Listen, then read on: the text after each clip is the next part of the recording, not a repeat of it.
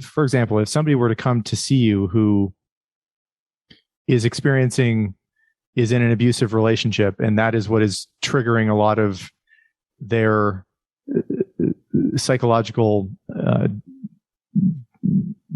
unwellness, that it isn't, in my mind, I'm sure, your advice that the purpose of these practices is to endure anything.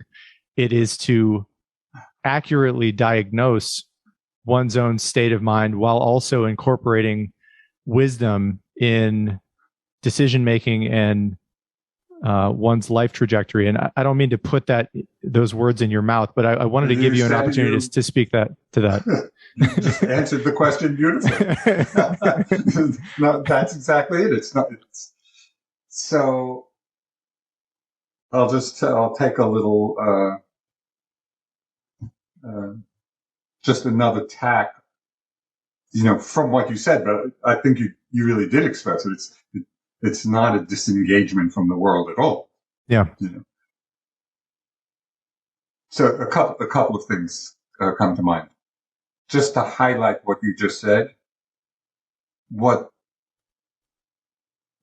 this is kind of just in very broad terms, it's learning to respond rather than react. Mm.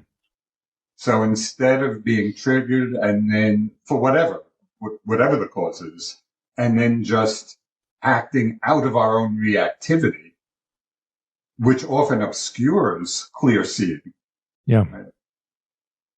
It's much more skillful, just as you say, to kind of drop in and try to get as clear a picture of what the whole situation is, and then respond from that clarity, right? So it's responding rather than reacting. From another side, and this is something that I've just found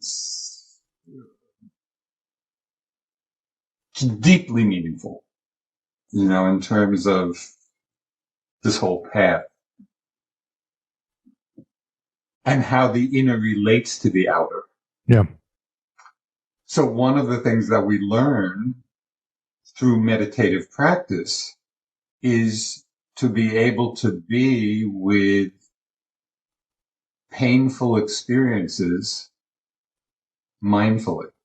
So just very simple, pain in the body, which certainly comes up at different times in meditation. So instead of contracting or aversion or trying to avoid, we can see, oh, it's okay to feel it is unpleasant. It's not that it makes it pleasant, but that it's okay to feel unpleasantness.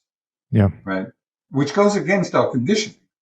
Our conditioning is avoid unpleasantness at all costs. Yeah. So meditation is quite different than that. It's saying, no, this is part of life. Our whole life is just a sequence of pleasant experiences, unpleasant experiences. Can we develop that equanimity of mind that just is open to both? As we develop an ability to be with painful experiences in ourselves, and then, as I say, instead of reacting, responding appropriately. If you put your hand in fire, you don't want, painful. You want to take your hand out. But our ability to open to the painful or the uncomfortable in ourselves then allows us not to shy away from the suffering of others. Yeah. Right? Because we've developed the capacity to be with the unpleasant or the suffering aspect of things. And it's precisely our ability to come close to suffering, which is the wellspring of compassion. Compassion comes from our ability to come close to suffering. So I'll give you an example which goes back to my India days. Anybody who's been in India knows that there are just a lot of these untended dogs who are in pitiful conditions, Yeah. pitiable conditions, mange and starving. It's horrible to see. Yeah. Because nobody's taking care of them. So, and they're just around. You can't avoid them. Yeah.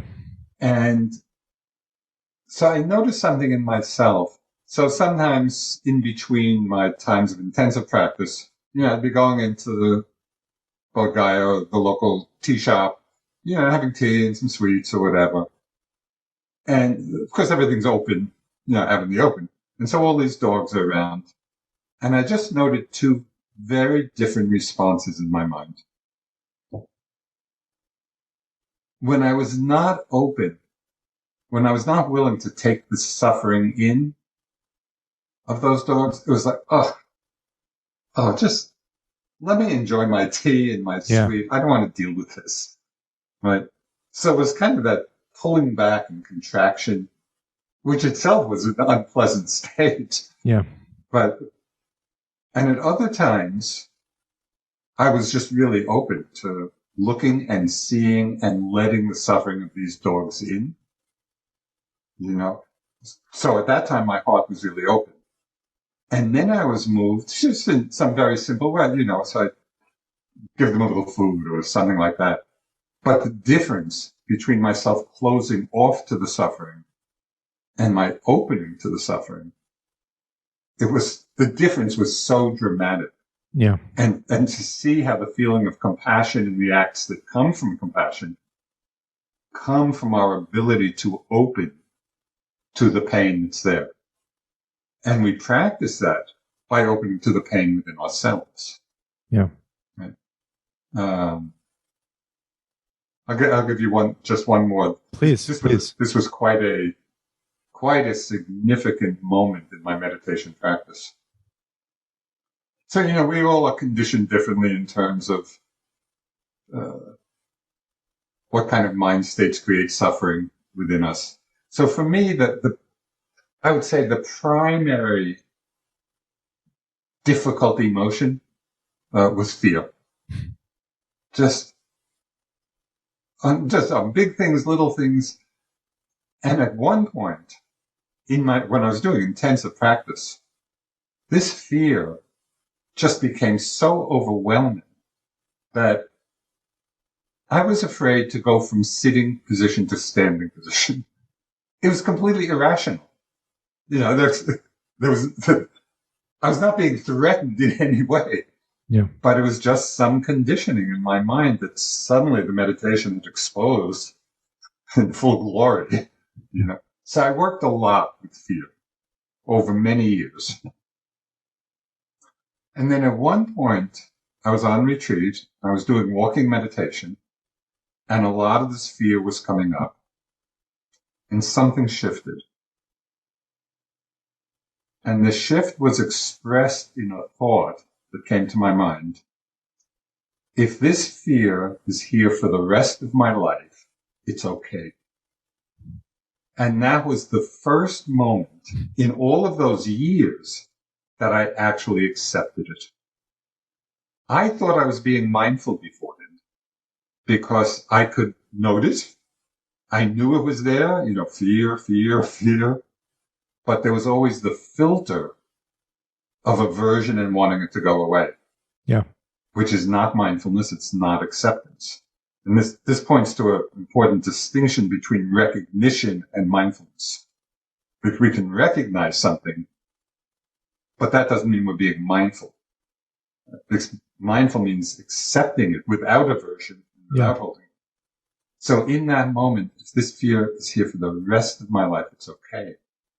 It was amazing. In that moment of acceptance, the whole mass of fear just seemed to wash through me. It's like I was able finally just to let it go. Yeah. And it doesn't mean that fear never arises again, because it does, but my relationship to it has changed completely. Yeah. So now when it comes, it's okay. And it's okay became my new favorite mantra. Whatever's all right, it's okay. Just let me feel it. Let me be with it. So that became a kind of inner coach for mindfulness. Yeah.